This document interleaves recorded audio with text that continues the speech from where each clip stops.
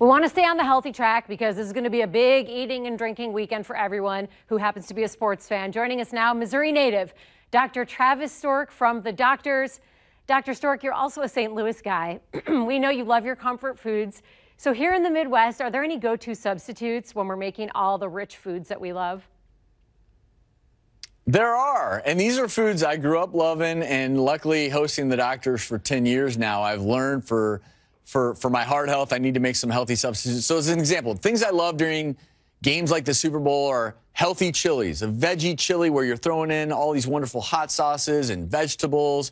And if you want to go with some lean meats in there, wonderful option. But one of my favorites is I have something called split-second veggie nachos. And instead of using your typical fried chips, you use bean-based chips or whole grain tortillas. Load on top beans, whether it's pinto beans, black beans, have fun. Loaded with fiber, loaded with protein, and then add on healthy ingredients that are good for you rather than bad. So guacamole, loaded with heart-healthy fats, jalapenos, hot sauce, they have capsaicin in them. That actually boosts your metabolism. And then instead of sour cream, you can go with Greek yogurt, which has probiotics in it. Same texture. Honestly, people won't know the difference between Greek yogurt and the sour cream. And then the salsas out there, loaded with tomatoes and onions. And then last but not least, don't be afraid of a little real cheese. It's sometimes we go with the overly processed cheese on our nachos. And so if you do that, I'm telling you, I eat these all the time when I'm having guests over. It's so good, and you don't miss the old-fashioned nachos, and everyone feels a little bit better after the party. You know we love our casseroles. Any advice on how to make a healthier tater tot casserole? Look, no. One thing I also say is that sometimes it's just a matter of switching out little ingredients here and there.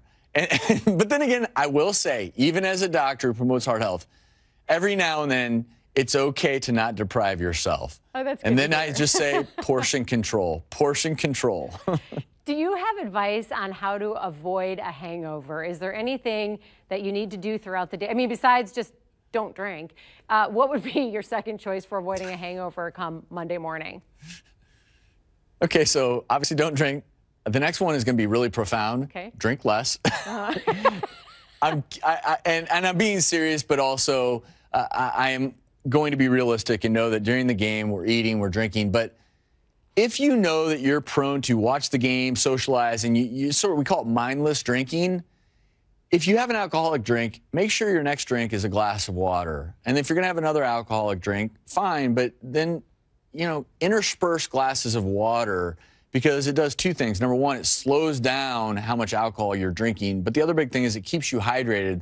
The reason we feel so bad the next day oftentimes is because we're just severely dehydrated. And it's easy. Over the course of Super Bowl, I think, it's the last 3.5, 4 hours with commercials. And, you know, that you can down a lot of drinks without realizing it during that period of time. Today, and this month is American Heart Month. Today is Go Red for Women Day. You also have some really fun ways that couples can get fit together, like healthy date activities. What would be some of those? I always say, don't let your relationship break your heart. And I'm talking about physically break your heart, not the emotional kind. So I always say, let your relationship be the conduit to a healthier life. So go to the store together and make dinners and cook together. Make that part of your relationship and get your kids involved if you have kids. But the other big one is a lot of times we make plans socially and we're always going to meet people at restaurants or bars.